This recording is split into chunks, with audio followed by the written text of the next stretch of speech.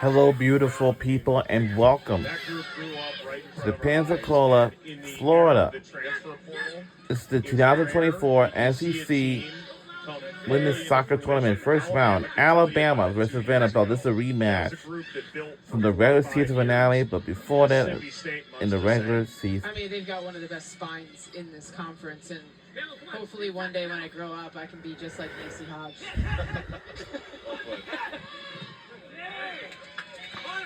It's a game of territory, they said. Alabama winning territory all the way down to the end line, but this will escape. Vanderbilt goal kick inside 10 minutes to play here in the first half.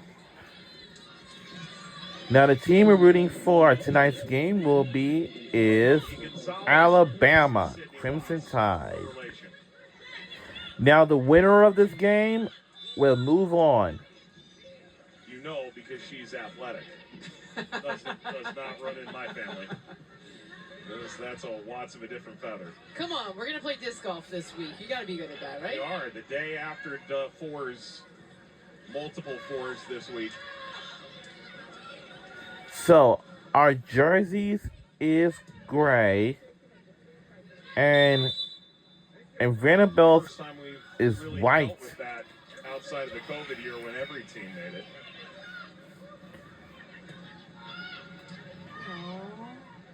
First SEC tournament, maybe? Everybody's enjoying it. I think maybe seeing self up on the board, too.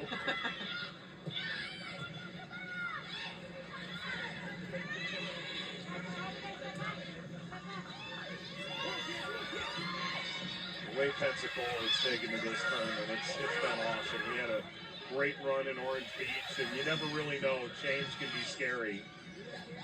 They have really put so much effort into making the SEC feel home here.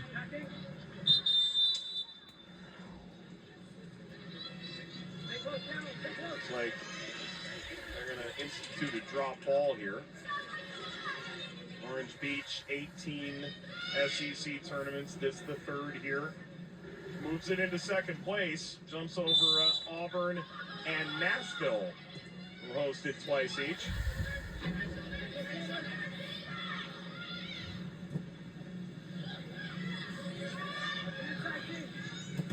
Orange Beach was actually traditionally a good place for teams to converge for their spring seasons, and that ultimately led there. But the concept of the beach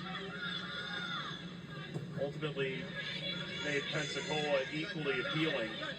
A lot of the teams end up staying in the same hotels here, and I don't know that it's quite so friendly.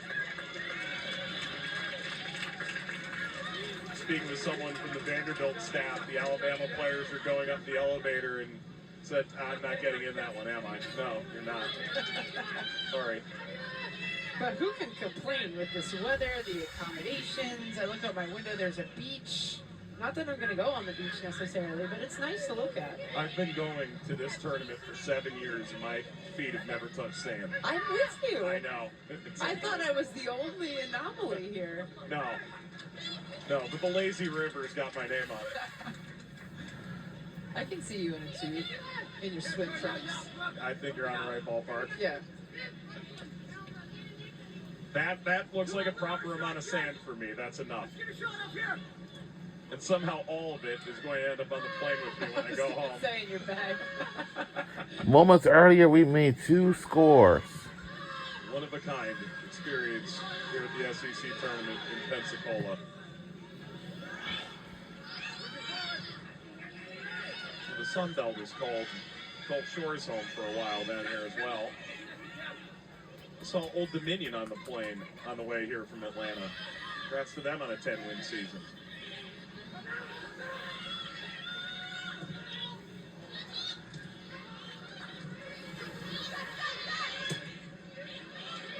Ball pumped forward. Bounces through toward Teeter. Brighton. Tried to downshift, picked off by Rabimbis. Came in as a sophomore from North Carolina. Alabama's doing such a good job to hire their line of confrontation. They've really bullied Vanderbilt, disrupted that tempo. But if Vanderbilt is able to break that initial pressure, Alabama is getting a solid number of players back behind the ball, making it difficult for Vanderbilt to find space in the attacking third. Driven away from Achiram. Laughlin. Whistle's gone here.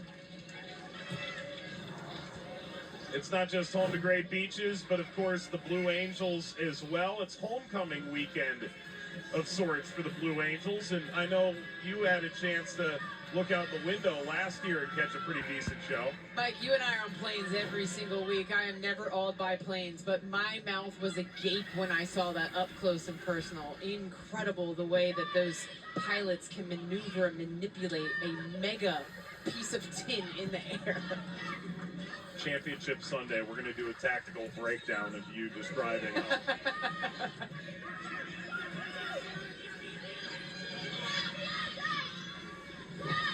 efforting down the line at Sheeran, ball knocked away by Silva. Vandy trying to find a little juice here at the end of the first half, maybe steal a goal back. Mason Teeter approaches the ball. 2-0, second corner for Vandy coming.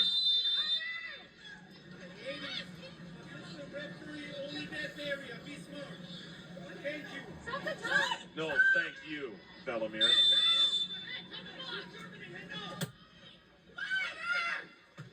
Ball driven toward McLaughlin.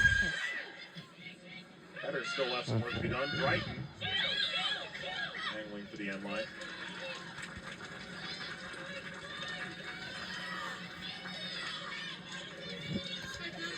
Try and describe Laier's approach in this game. You know, I gave Les Hart a lot of credit in how he sort of described the goalkeeping situation. Benched in the middle of conference play, had that conversation with Laier. Look, I'm not burying you. You'll have the chance come around again at some point. How do you think she's performed coming back into the lineup? Well, I give a lot of credit to Wes Hart in our conversations with him. He never threw any of his players under the bus to say, hey, this has been the issue in conference play, the reason why we haven't had a ton of results. He's backed his goalkeepers to say, hey, you know what, Laier, yeah, we needed to make a change. We had 4 draws in a row. Lanye came in and did a fine job, but we're going to go back to Laier in this big-time moment. She's got a great presence, a good shot stopper, and so far tonight, she's been very decisive on the moments that she wants to come out and be preventative, because against Vanderbilt, you have to protect that goal area on those services in the box. The first principle of goalkeeping, prevent when you can, react when you must, and she's made impeccable decisions in those moments. All fluttering into Widelko. Could say Widelko's had a pretty similar run through this season, right? I mean, Kate Devine grabbing the job for an extended period of time. Widelko starting for the 14th time today. And Vandy nearly perfect with her in goal. But it's an unforgiving position, and no one knows that better than you, Jill, but you can only have one on the field at a time. It's not like you can split the minutes, or if you do, it's highly unusual. Well, I've never been a fan of splitting games for goalkeepers because it's so hard to get into that rhythm coming in the second half. Yes, you get to watch from the sideline, but it's completely different. The pace, you haven't seen that pace in at least 45, 60 minutes. So difficult, but it's part of the culture here at Vanderbilt, and an area that I'm growing in as a person, as a coach, is that the game can be interpreted in a bunch of different ways. We have preferences and we have styles that maybe suit us as coaches, things that we enjoy as fans and an audience, but there isn't one right or wrong way.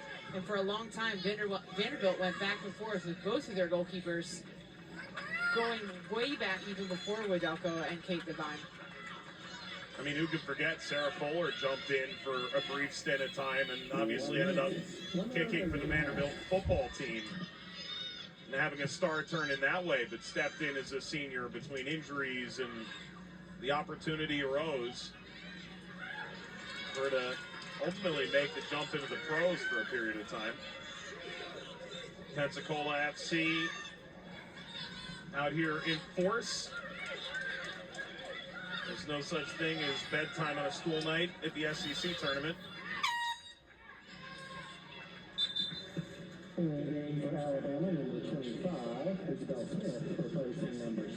Taking in the sights, the sounds, and maybe a little bit of ice cream. There's snow cones out there. There are.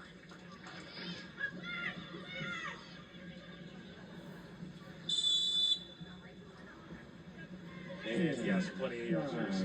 We're on a minute to go. This is it. Final 2 seconds left. Here in the first half. 5, 4, 3, 2, 1, 0.